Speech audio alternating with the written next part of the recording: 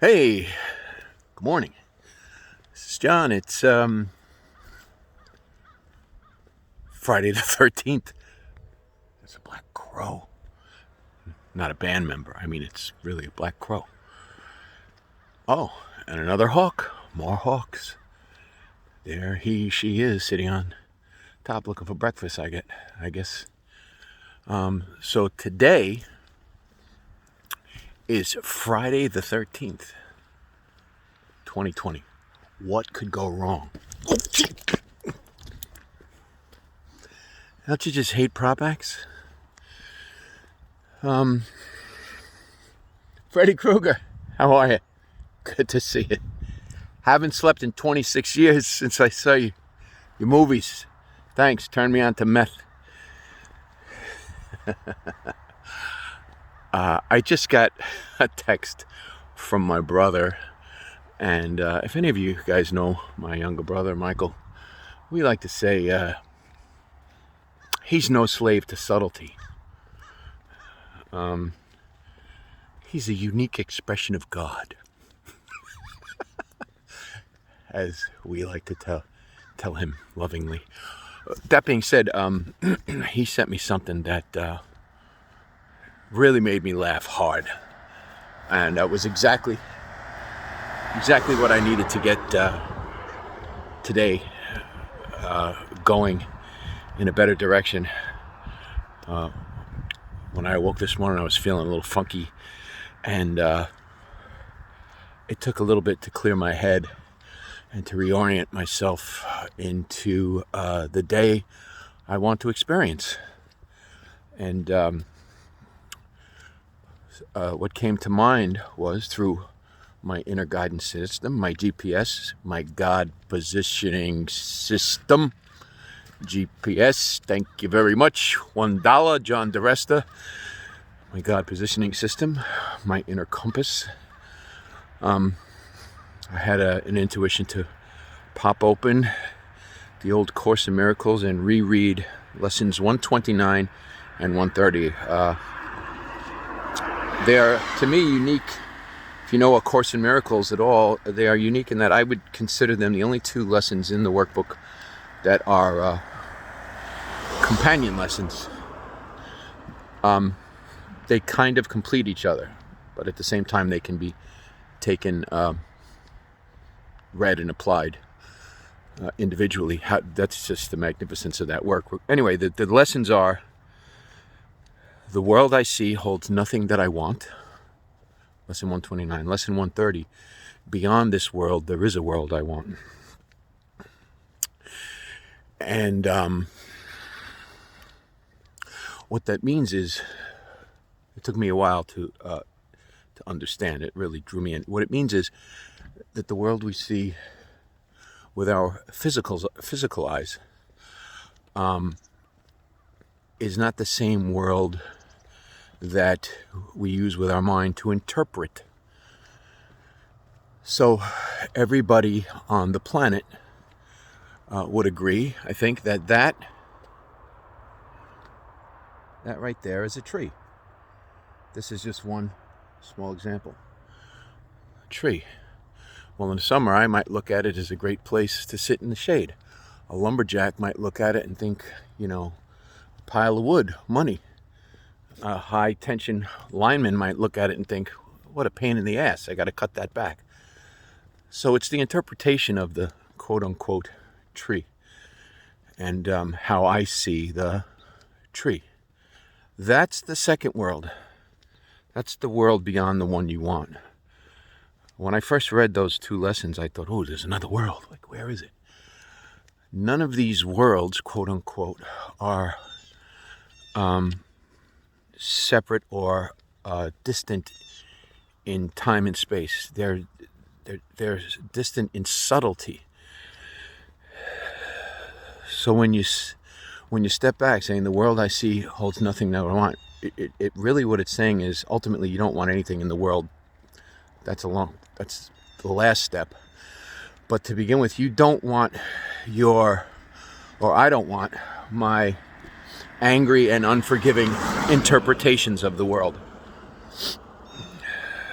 because they have brought me nothing, absolutely nothing but pain and suffering and frustration. Nothing. I've lived enough life now to look back, 10, 20, 30, 40 years even, 50, and realize that all of it, every single bit of it, when I've turned it over to the reinterpretation and look at it through the eyes of forgiveness, all of it's been a worthy experience. It hasn't been easy. Sucks. Anybody here going to tell you that who's lived any kind of life on this planet that's going to say to you, yeah, this was great, punch my ticket again, I want to go around? It's a very hard place to be in. Luckily, I found I can change my mind about my purpose for being here. I can use it to get past the world I see, realize that I'm interpreting it through my mind, choose another teacher, that is, see it through the eyes of forgiveness, or a Christian principle might be atonement. Some people have pointed out that if you hyphenate the word atone, it means to be at one. So if you look at it through the eyes of at one-ment, you can see that all things work together for good. That may seem to be all-inclusive and too good to be true, but that's only, again, in the interpretation of the lower mind or the ego. When I allow my angry projections, my unforgiving thoughts, my unloving thoughts, my unkind thoughts, when I allow them to be seen through a new teacher,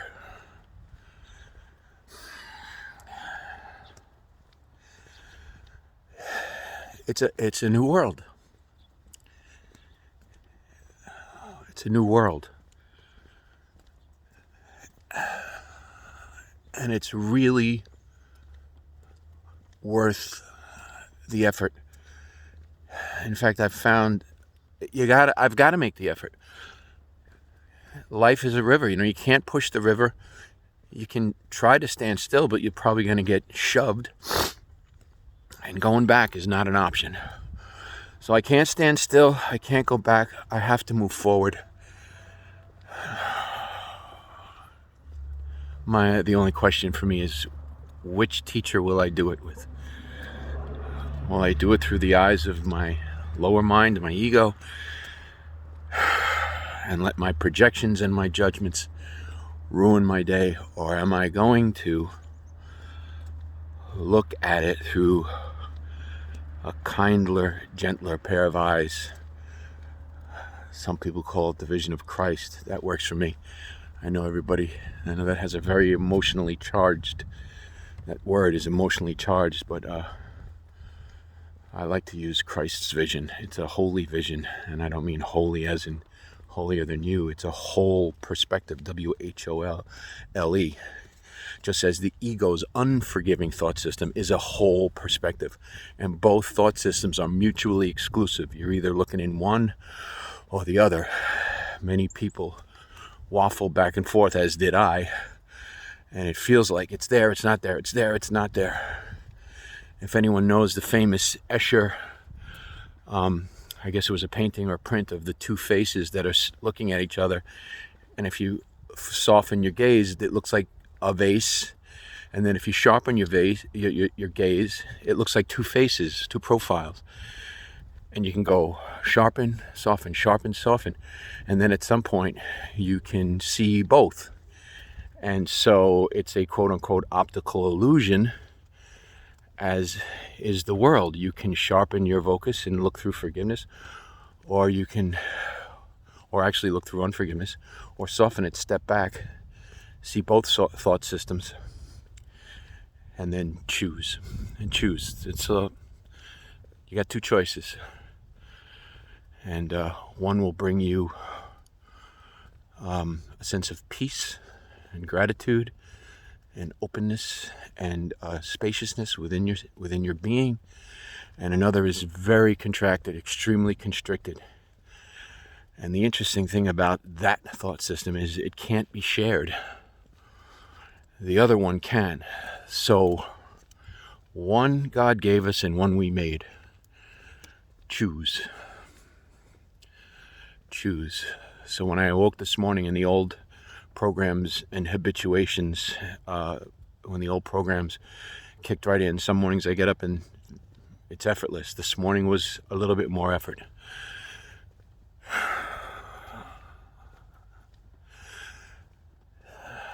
Time to choose. Choose wisely. Choose lovingly. Choose openly. And let's see what the rest of Friday the 13th is going to bring. Hey, Freddie. How's that Halloween movie going you're working on?